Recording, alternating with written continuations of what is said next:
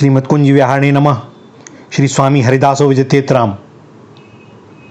भगवान पर भरोसा ऐसा होना चाहिए, और यदि सद्गुरुदेव मिल गए हैं तो सद्गुरुदेव के वचनों और शास्त्रों पर भी वैसा ही भरोसा होना चाहिए कि मैं भगवान की कृपा शक्ति पर विश्वास करके जिस साधन मार्ग पर चल रहा हूँ, मेरे लिए यही मार्ग है और निश्चय ही भगवत कृपा से, सद्गुरुदेव की कृपा से मुझे उसमें सफलता मिलेगी।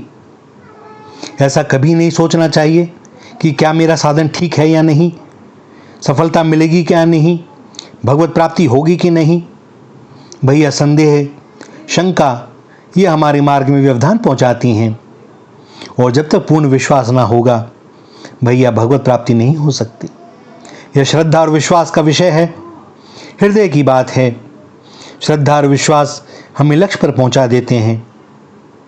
सदैव यह स्मरण रखना चाहिए और अपने को सावधान करते रहना चाहिए कि हम इस बार मानव शरीर धारण करके जगत में आए ही इसलिए हैं कि इस बार इस शरीर के बंधन से जो अज्ञान जनित है हम छुटकारा पा ही लेंगे। अज्ञान के कारण अनादिकाल से अब तक भटकते रहे, अब नहीं भटकेंगे, नहीं भटकेंगे। अज्ञान का सर्वथा नाश होना और भगवत तत्व का साक्षात्कार होना एक ही बात। यह भगवत तत्व का साक्षात्कार ही हमारे मानव जीवन का चरम एवं परम लक्ष्य है। तो निश्चय करें कि हम उस भगवत तत्व साक्षात्कार का सर्वथा अधिकारी बनेंगे और उसे प्राप्त करके ही रहेंगे। और हमारे इस अधिकार का एकमात्र बल है भगवान की कृपा और प्रार्थना, और वह भगवान की कृपा हमें प्राप्त है ही। हम उस कृपा समुद्र में निमग्न हैं, इसलिए अब यह चिंतन भी नहीं करना कि भगवत तत्व का साक्षात्कार भी करना है, क्योंकि भगवत कृपा के अथाह समुद्र में डूबने के बाद न तो कोई सोच विचार होता है, न उसकी आवश्यकता ही रहती है। भगवान की जो कृपा शक्ति है यह समस्त भागवती शक्तियों की स्वामिनी है।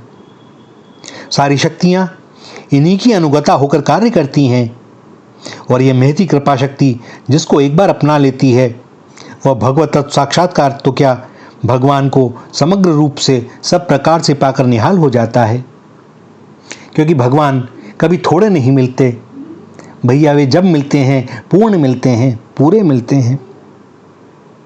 जहाँ तक हमारे अपने पुरुषार्थ और अपनी क्षुद्र शक्ति पर आस्था की बात है, तब तक एक तुच्छ अहंकार का हम पर आधिपत्य है ऐसा मान लेना चाहिए, और यही सत्य है।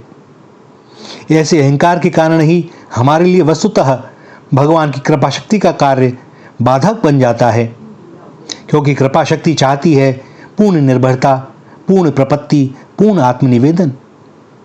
अपने आप को अपनी सारी शक्तियों सहित सारी शक्तियों के उद्गम और आकर स्वरूप भगवान के समर्पण कर देना चाहिए।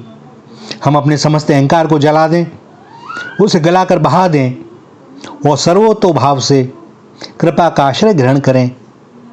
फिर देखें हमारा जीवन कितनी सरलता से, सुंदरता से व्यतीत होता है और हमारी यह जीवन यात्रा सफल होती है।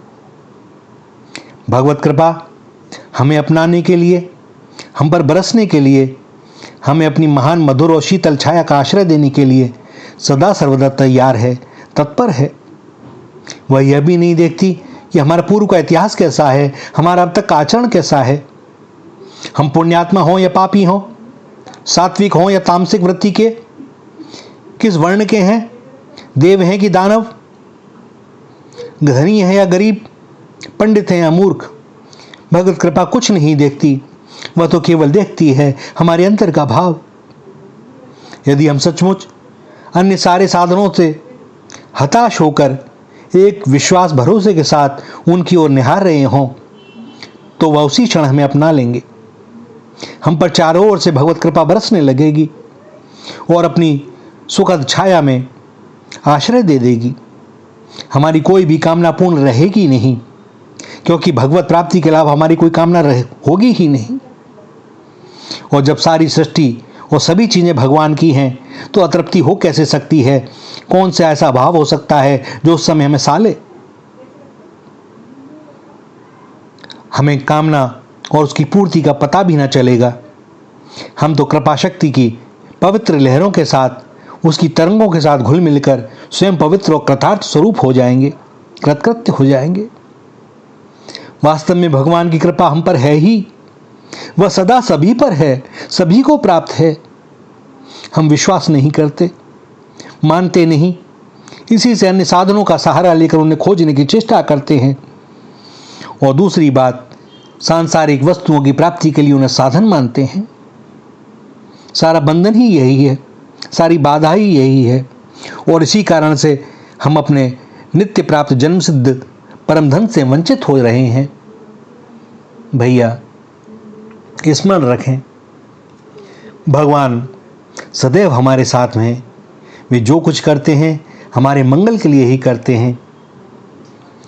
हम देखना तो आरंभ करें, समस्त सृष्टि पर उन्हीं की कृपा है, सबका प्रबंध वही करते हैं। बस हमने तो अपने इस मानव जीवन को उनके चरणों में निवेदन करके सफल करना है और अंश को अंशी की हृदय से लग जाना है। एक बार करके तो देखो।